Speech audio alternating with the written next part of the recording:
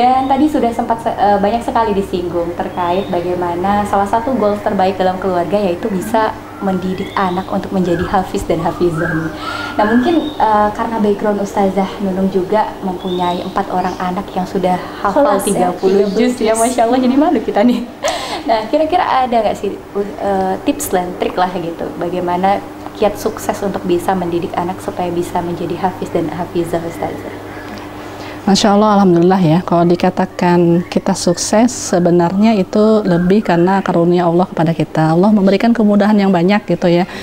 Jadi Alhamdulillah saya bersyukur sekali, memang sebenarnya motivasi terbesar tuh ada di suami gitu. Kalau saya sendiri sebenarnya menghafal Quran itu agak lama, jadi kalau saya dengan suami punya kelebihan yang berbeda-beda. Kalau anak belajar sains biasanya sama saya, belajar matematika sama saya, ngapal lebih kuat ke suami. Tapi biasanya kalau anak usia balita memang rata-rata saya yang pegang, termasuk bacaan Quran dan sebagainya. Jadi kalau tips tadi untuk bagaimana anak bisa menghafal Quran, yang paling ideal itu memang tadi dari sebelum mempunyai pasangan ya. Itu. Jadi yang pertama adalah bagaimana kita sedini mungkinnya itu dari sebelum mempunyai pasangan. Ya, tadi kan saya sudah sebutkan bagaimana kita mencarikan bapak terbaik untuk anak kita, yang bapak yang dia bisa memberikan contoh. Soalnya banyak juga kisah-kisah orang nih bagaimana menghafalkan Quran, bapaknya suka main game gitu kan, gimana anaknya gitu mau pegang Quran, atau bapaknya ada yang suka nonton film-film gitu, atau ibunya terbalik gitu kan. Jadi itu yang pertama, mencarikan pasangan, itu yang idealnya ya, karena ini kan pada belum menikah jadi boleh ngomong yang ideal. Padahal kata orang nggak ada yang ideal ya. Dan nanti kan bisa ngomongnya ini kan kita bicara dari yang ideal dulu. Nah dari seperti itu gitu kan, ibaratnya itu juga yang udah kita lakukan ya. Karena alhamdulillah saya sama suami waktu dulu belum tidak pacaran ya, pacaran setelah nikah. Ya, jadi bukan karena ini, jadi melihat siapa yang kira-kira bisa menjadi bapak terbaik untuk anak kita. Nah kemudian dari proses hamil, nah hamil itu pengaruhnya sangat kuat untuk kualitas anak. Masya Allah ya, makanya di hadis itu dikatakan ya 40 hari itu segumpal darah, 40 hari segumpal daging, 40 hari itu tulang dibalut daging ya. Kemudian Allah tiupkan di situ ruh ya, ditiupkan ruh, disitulah kemudian Allah tentukan takdirnya, dan ternyata di usia segitu nyawa itu sudah ada, dan itu sidik jari itu sudah sempurna. Iya, jari sudah sempurna. Jadi makanya proses pembentukan anak dari kandungan itu merupakan yang paling bagus ya. Jadi saya aja punya anak 5, saya merasakan ya anak 5. Kalau misalnya waktu hamilnya kita kondisi ruhiyah bagus ya, kemudian emosi kita bagus ya dan sebagainya ya, kualitas anak itu dia akan mempunyai akhlak yang lebih bagus daripada kita mungkin waktu hamilnya kita agak galau gitu atau apa gitu ya. Ternyata berpengaruh, Ustaz. Sangat berpengaruh. Sangat berpengaruh. Jadi saya merasakan justru di anak kelima itu kualitas hamil paling bagus tuh kami anak kelima. Jadi hampir tidak lepas saya dari Quran kecuali ke WC gitu.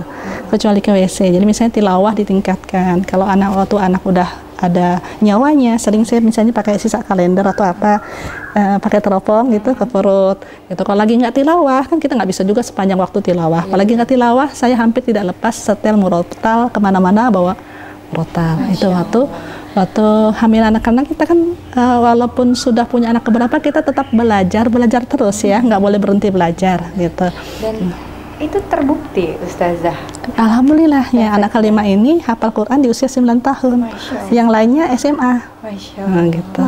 Jadi yang kelima ya Ustazah. Iya, yang kelima hafal Quran usia 9 tahun, usia 2 tahun sudah hafal juz 30. Masya Allah. 2 tahun hafal. Ya, Ustazah, ya? Iya. Masya Allah. Jadi kalau dibawa abinya ke masjid, abinya nggak boleh jadi imam juz 30 karena dia belum paham, dia ikut-ikutan jadi imam. Nah, gitu waktu itu. Dan juga dengan tulisannya, misalnya disebut mata'alakum wali an'amikum, buka Quran sendiri tunjuk tulisannya. Jadi belum bisa baca Quran tapi hafal tulisannya. waktu usia 2 tahun. Masya Allah itu memang karena pengaruh dakwah juga ya, pengaruh memang dari perut ya. Jadi kalau misalnya mau kita itu ya Allah kasih kemudahan memang dari perut ya. Dan kemudian saya sama suami bercita-cita nih anak-anak kita yang lain hafal Qurannya sudah masa balik, sudah balik. Kemudian kita pernah membaca ya bagaimana kalau anak itu hafal Quran sebelum balik dia akan lebih faqih terhadap ilmu.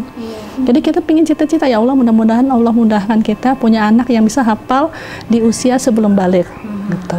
Jadi di masa-masa kecil memang kami memang hanya memberinya Quran dan buku. Ya, buku-buku seperti buku-buku yang tebal-tebal gini gitu ya. Jadi biasa anak-anak susun-susun, sambil mainan kan bisa nih susun-susun gitu ya, dan sebagainya. Jadi akhirnya umur usia 1 tahun lebih sambil megang buku, kata-kata yang keluar pertama baca itu kata-kata yang keluar pertama.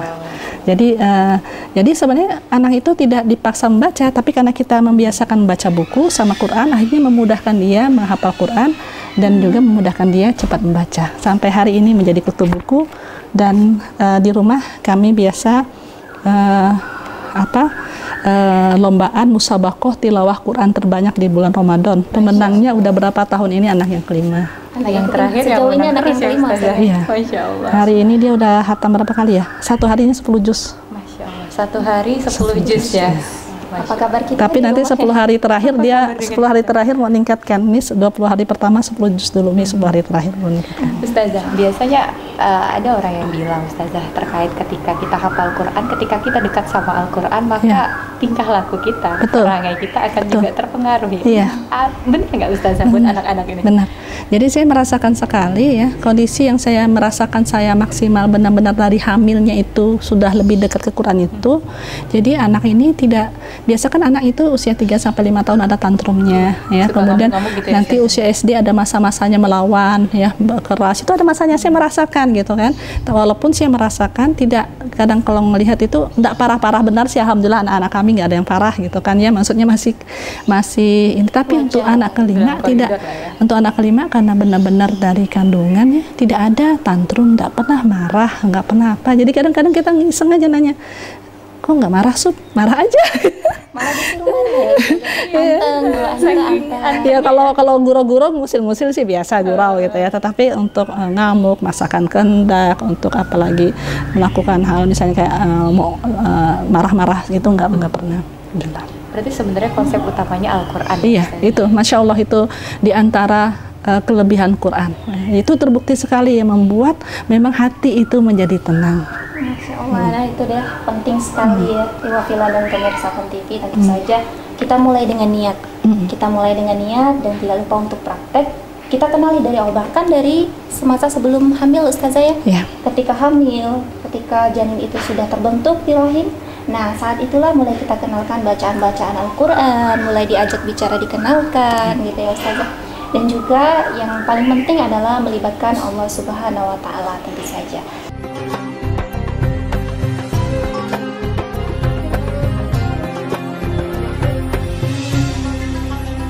واتل ما أوحي إليك من كتاب ربك لا مبدل لكلماته ولن تجد من دونه ملتحدا.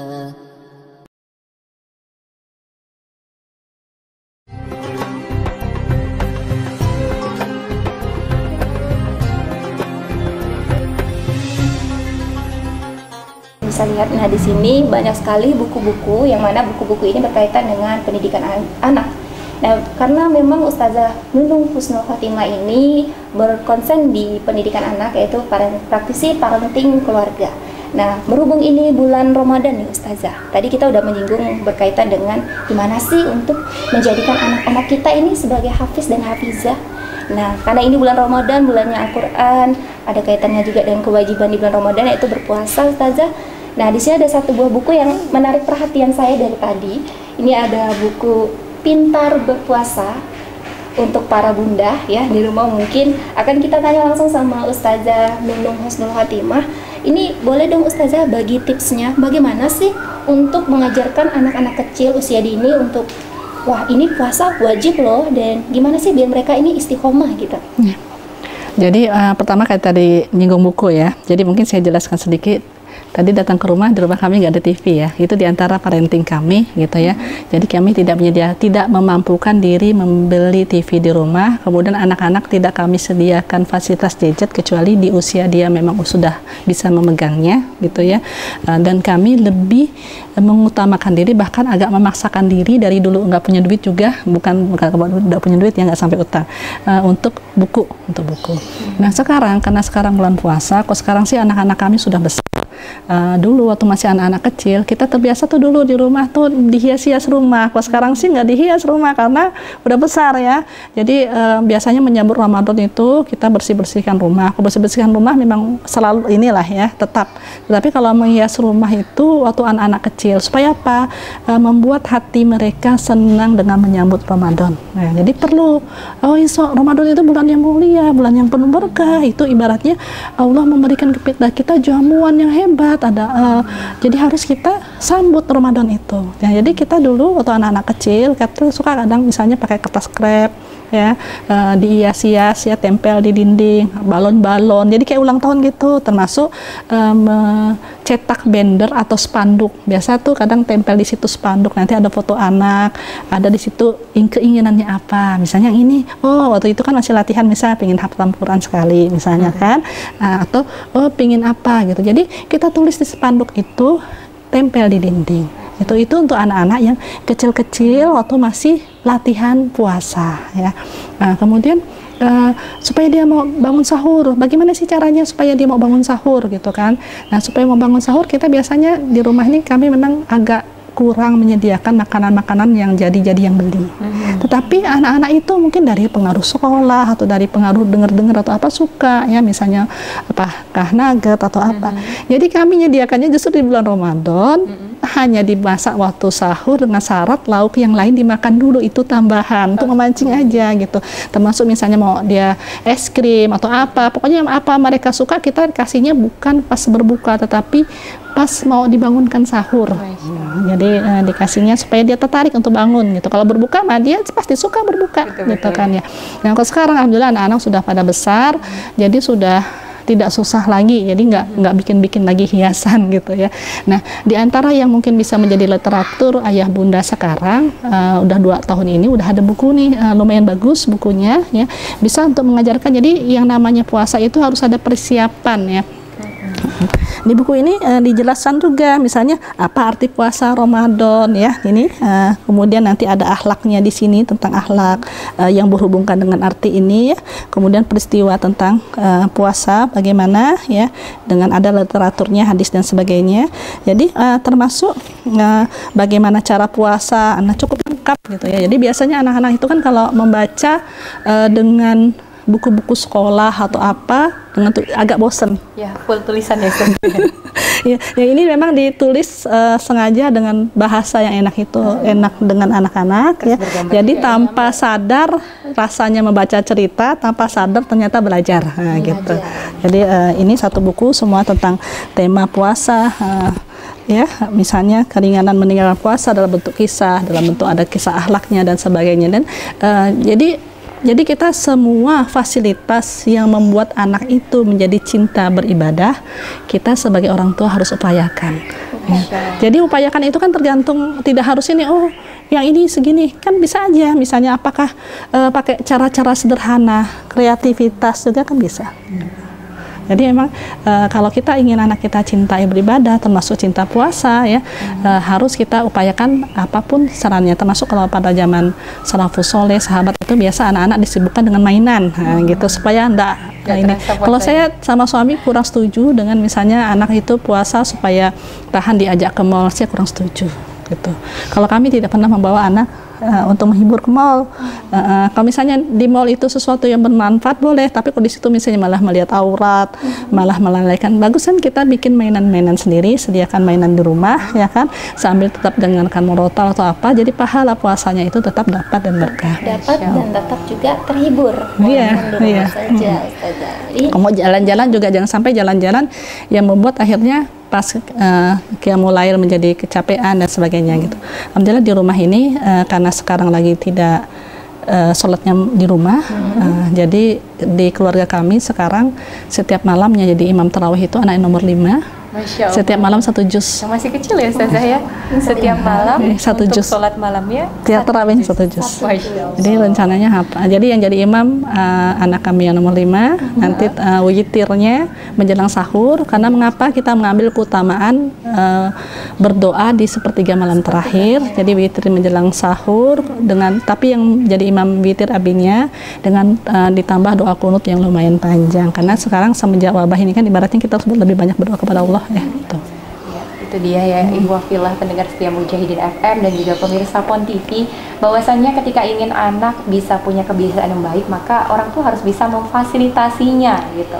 Jadi nggak apa-apa memfasilitasi dalam kebaikan ya, saya harus lah bahasanya. Harus diupayakan. Bener, harus diupayakan. Semoga kita bisa jadi, kalau yang belum nikah bisa jadi calon ibu rumah tangga, kemudian calon bapak juga ya yang baik dan bisa mendidik anaknya menuju kebaikan juga.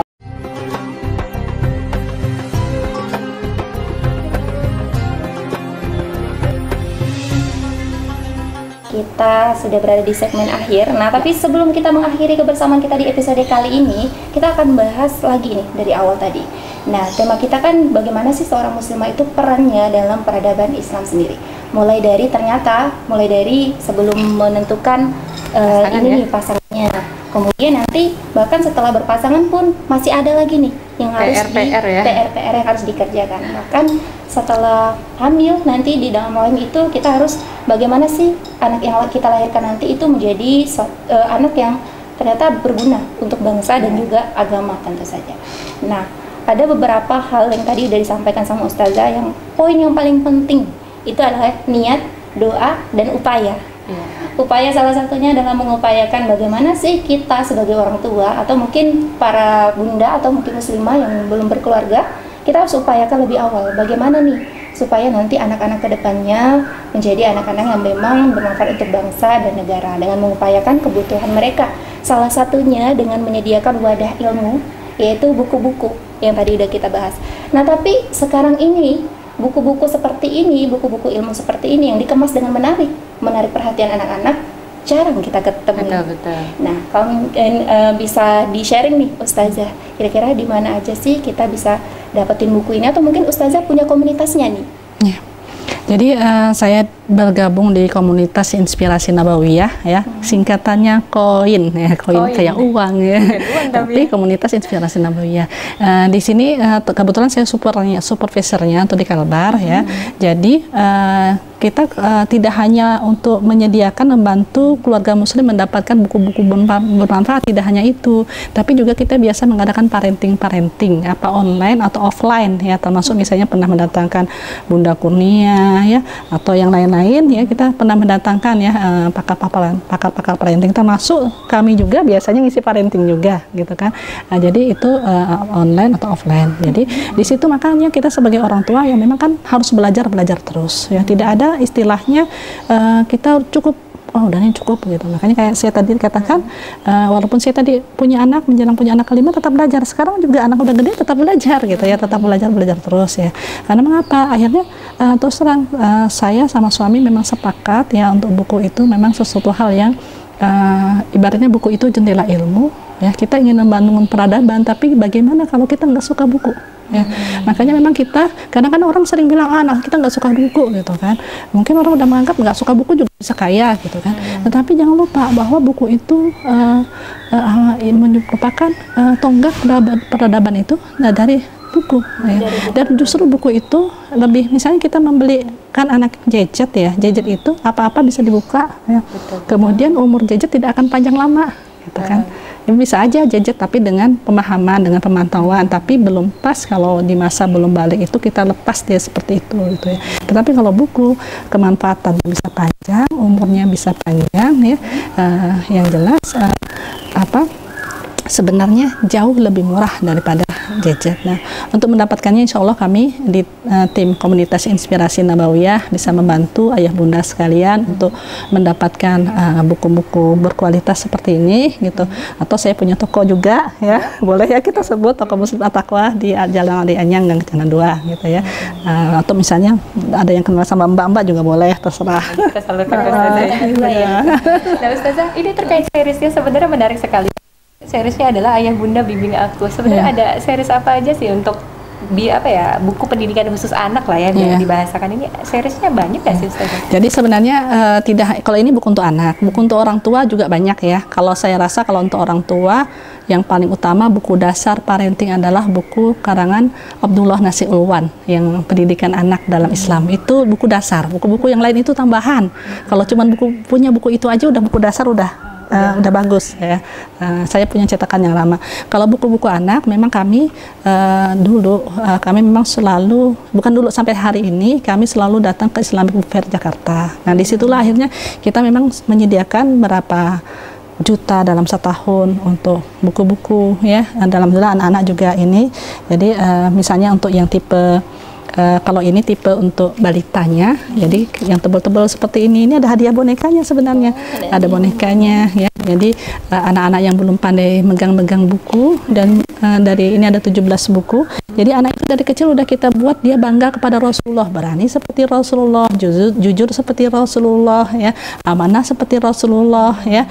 Ini tema-temanya gitu. Jadi jangan sampai anak kita nanti dia malah suka kepada tokoh yang lain dulu. Seharusnya kewajiban kita kepada anak itu bagaimana anak kita itu sukanya kepada Rasulullah dulu.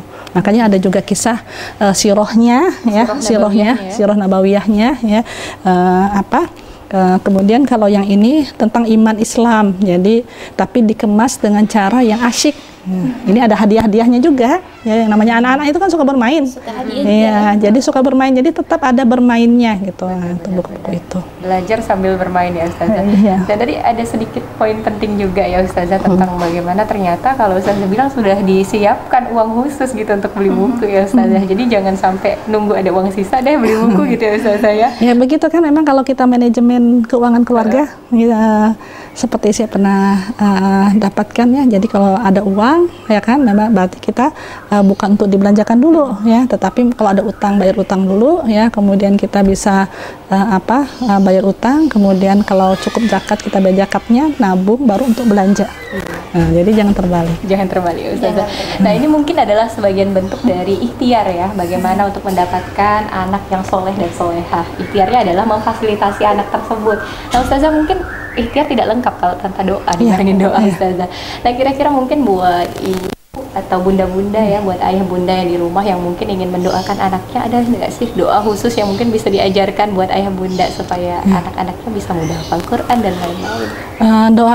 Doa yang terbaik adalah doa yang ada di Al-Quran ya. Sebenarnya kita berdoa pakai bahasa sendiri juga boleh ya kan, tetapi yang terbaik adalah doa-doa yang ada di Al-Quran, kemudian doa yang ada di hadis. Nah doa-doa tentang parenting di Al-Quran tuh banyak sekali gitu ya. Tapi saya suka kalau di sesi parenting yang paling sering saya sebut adalah ini, Bismillahirrahmanirrahim. Rabbana hablana min azwajina wa dzurriyyatina qurrata a'yun waj'alna lil muttaqina imama. Saya sebutkan mengapa di doa ini juga ada ibaratnya ada visi ke depannya disebut oleh Allah, diajarkan oleh Allah visinya apa, bahwa kita minta kepada Allah kita mempunyai pasangan, mempunyai keturunan yang membuat kita itu qurrata a'yun. Qurrata a'yun itu apa? Kita tuh mengeluarkan air mata kesenangan, bahagia gitu. Bukan air mata kesedihan. Qurratu ayun itu membuat kita punya air mata berbinar-binar karena bahagia dengan pasangan dan keluarga kita. Kemudian kita berdoa kepada Allah apa? Lil muttaqina imama. Itu jangan lupa. Itu visioner benar, visioner sekali. Betapa kita itu pingin agar diri kita, diri pasangan kita, diri anak keturunan kita, zuriyah itu anak keturunan sampai ke bawah, supaya menjadi pemimpinnya orang-orang bertakwa. Visioner nggak? Visioner. Itu peradaban, gitu kan. Jadi tidak tidak sekedar memang doa-doa lain kita pakai Robbi hablis minas solihin ya, ada macam-macam kita pakai banyak doa-doa itu ya kan, termasuk doa supaya anak kita, misalnya anak kita lagi masalah sholat, kita doakan untuk pendidikan sholat ya gitu kan. Tetapi di antara doa yang visioner adalah bagaimana kita, jadi kalau kita udah berdoa seperti itu, lil muttaqina imama, jadi kita mendidik mereka juga, kita punya visi ke depan bahwa nanti dia tidak hanya menjadi orang soleh gitu aja, misalnya rajin puasa, rajin tidak, tapi dia juga nanti bisa menjadi orang yang memang punya visi kepemimpinan. Masya Allah. Ya, lengkap sudah ya pembahasan kita bagaimana hakikat seorang muslimah dalam membangun peradaban Islam. Semoga apa yang disampaikan hari ini oleh Ustazah Nunung ya bisa bermanfaat untuk kita dan bisa juga diterapkan dalam kehidupan sehari-hari. Terima kasih banyak Ustazah atas ilmunya hari ini. Mudah-mudahan bisa kita terapkan, terutama buat kita berdua ya. Ya, amin. Amin. Ya, dan kita tutup ya, ikhwah fillah semua pendengar setia Mujahidin FM dan juga pemirsa PON TV. Terima kasih atas kebersamaannya. Jazakumullah khairan katsiran wa minkum. Subhanakallahumma wa bihamdika asyhadu an la ilaha illa anta astaghfiruka wa atubu ilaik. Assalamualaikum warahmatullahi wabarakatuh.